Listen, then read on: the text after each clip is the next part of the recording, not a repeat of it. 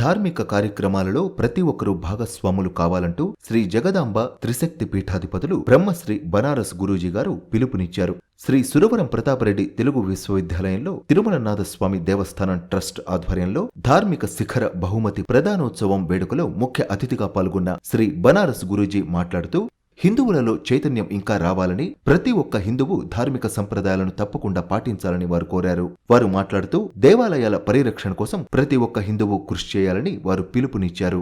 పరమతం వాళ్ళకి మీ దేవాలయంలో ప్రతిదానికి డబ్బు కట్టుకుంటే గానీ ఉపయోగం లేదు, మా దేవుడి దగ్గర అన్ని ఫ్రీ కానీ మా మతంలో జాయిన్ అవ్వండి అని మనం ఇతర మతాల వాళ్ళకి సందేశాన్ని మన దేవాలయాల్లో ఇలా కొంతమంది రాజకీయ నాయకులు చేరి ఈ దేవాలయ వ్యవస్థని భ్రష్టత్వం చేశారు, హిందూ ధర్మాన్ని నాశనం చేశారు.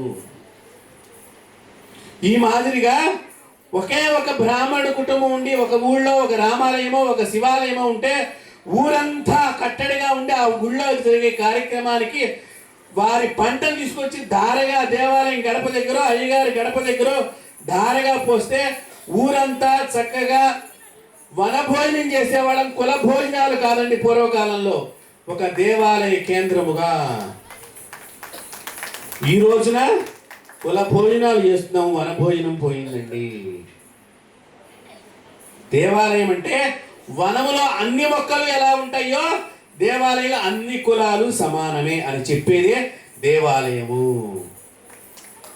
అలాంటి దేవాలయాల్ని రాను రాను వ్యాపార కేంద్రాలు చేసి ఒక దాతను గౌరవించకపోవటం, ఏదో దాత ఇచ్చాడు కాబట్టి ఆ ఒక్క రోజుకి ఏదో ఆయనకి పెద్ద శాలువ కప్పటం, అలా కాకుండా ఈ తిరుమల నాథ దేవాలయ కమిటీ వారు ఎవరైతే ఉన్నారో చక్కగా వారికి ధార్మిక శిఖర అంటే కొండ అని అర్థం. శిఖరము అంటే కొండ. మీరు కొండ లాంటి వారిని దాతల్ని మీరు ఆ భావనతో, అంటే తిరుమల నాథుడి యొక్క కొండ ఎలాగో మీరు కూడా మాకు అలాంటి వాళ్ళే, సాక్షాత్తు మీరు కూడా స్వామి వారి రూపానికి సంబంధించిన వాళ్ళే అనే భావనతో మిమ్మల్ని గౌరవిస్తున్నారంటే ఎవరైతే ఈ దాతలు ఉన్నారో వాళ్ళు చాలా అదృష్టవంతులు. మన శరీరంలో 3 శక్తులు బాగా పనిచేస్తూ ఉంటాయి. ఆ 3 శక్తులకి ఇష్టమైన నామం నేను చెప్తాను. 2 చేతులు పైకెత్తి నమస్కార ముద్రలో స్వామి వారిని తలుచుకుందాం. ఏడుకొండలవాడ వెంకటరమణ గోవింద, ఏడుకొండలవాడ వెంకటరమణ గోవింద, ఆపద్బాంధవ అనాథ రక్షక గోవింద గోవింద గోవింద. సర్వే జనా సుఖినో భవంతు, లోకాన్ సమస్తాన్ సుఖినో భవంతు.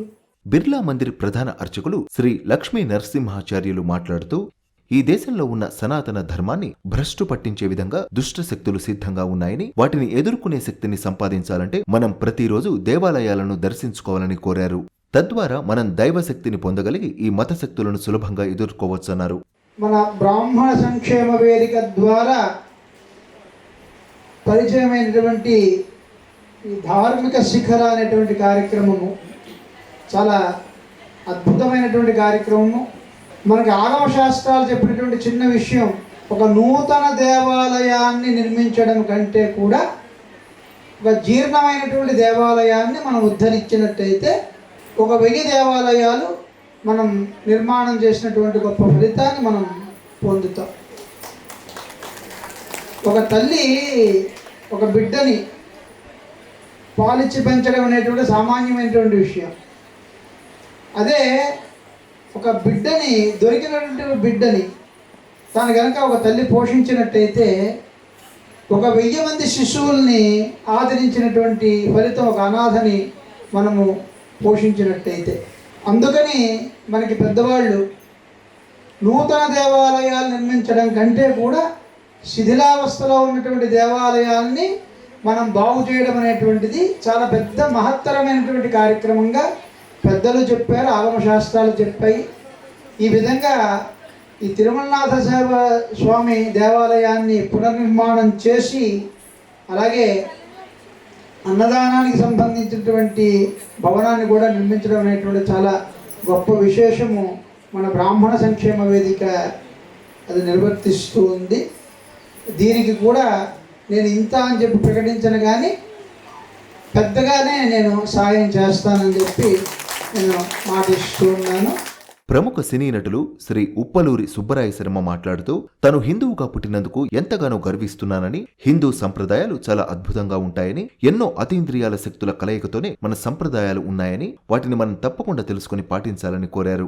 కానీ ఈ రోజున గొప్ప ఆధ్యాత్మిక మార్గదర్శకులు ఇద్దరిని ఇక్కడ చూసుకుంటూ కొంచెం ఉద్వేగం వస్తుంది నాకు. ఎందుకంటే వాళ్ళ సరసన కూర్చునే అసలు అర్హత ఏది నాకు? ఒక సాహిత్యం రాదు, ఒక సంగీతం రాదు, ఒక ఏమీ రాదు, ఒక దేవుడిని కొలిచేటువంటి వేషాలు వేయలేని అన్నాను.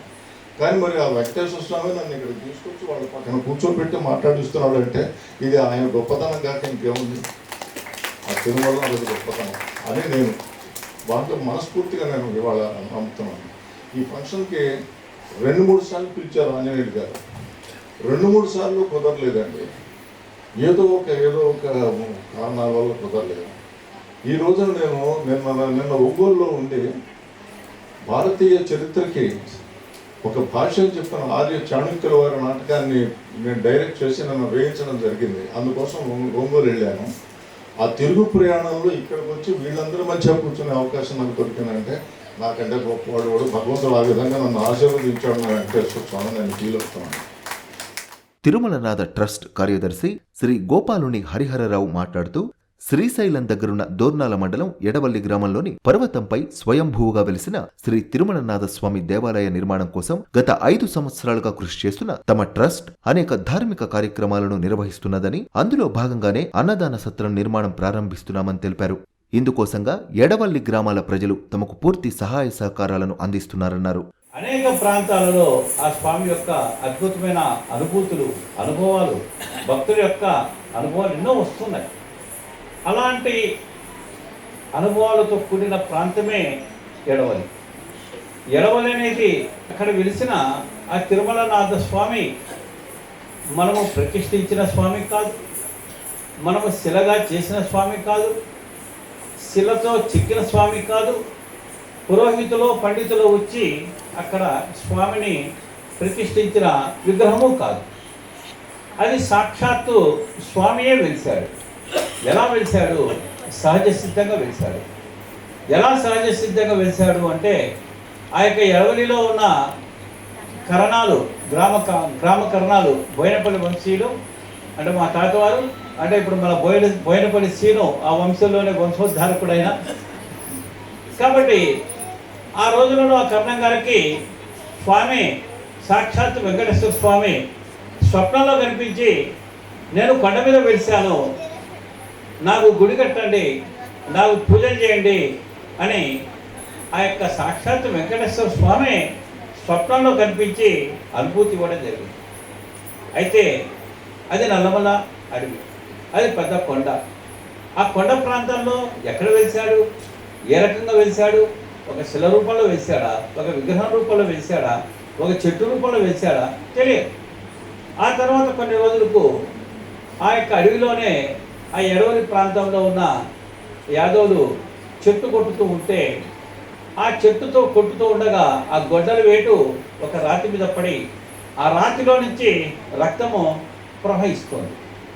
అప్పుడు ఆ చెట్టు కొట్టిన వారు ఆశ్చర్యపడి, స్వామి ఈ విధంగా మేము కట్టెలు కొట్టుతూ ఉంటే ఆ రాతిలో నుంచి ఈ యొక్క రక్తం ప్రవహించిందని వారు పరిగెత్తుకొని ఆశ్చర్యచకితులై కర్ణం గారికి తెలియజేయగా అప్పుడు వారు వచ్చి ఈయన సాక్షాత్తు వెంకటేశ్వర స్వామి, కారణం ఏంటంటే మనకు స్వప్నంలో కనిపించి వెలిసిన అన్నాడు.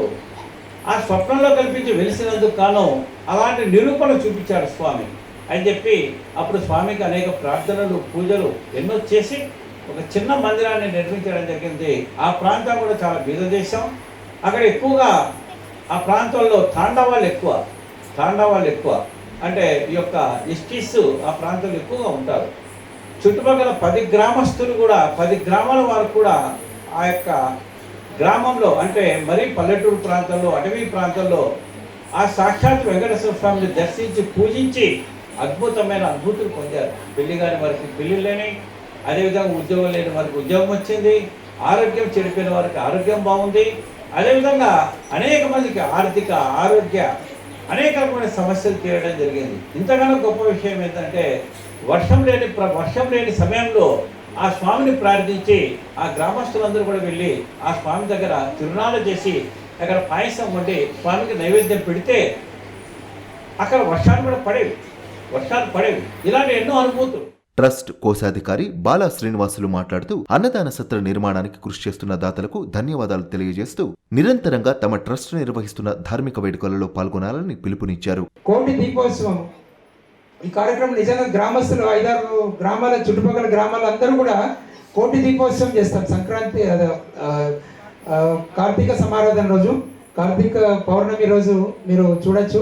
మొత్తం కొండ అంతా కూడా కోటి దీపాలతో అలంకారం చేస్తాం.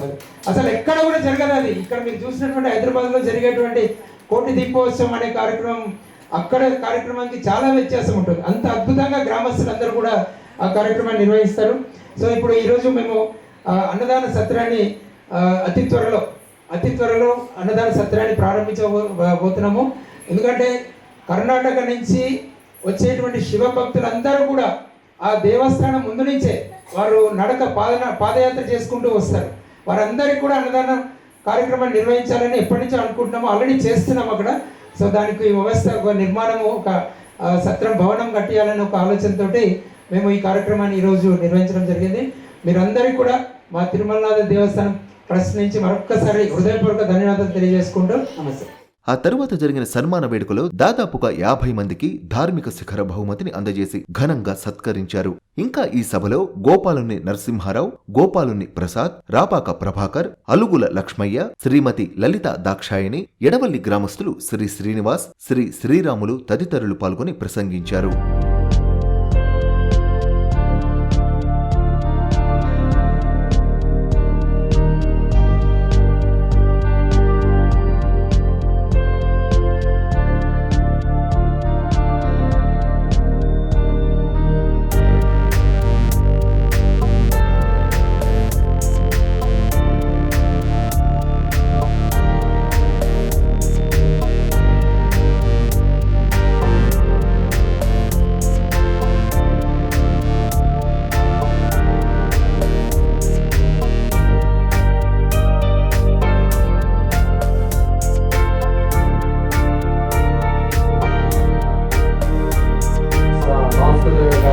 సంఘసేవ కార్యక్రమాల్లో కూడా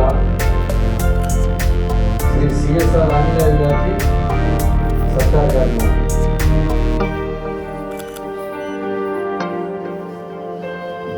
శుభాకాంక్షలు తెలియజేయండి.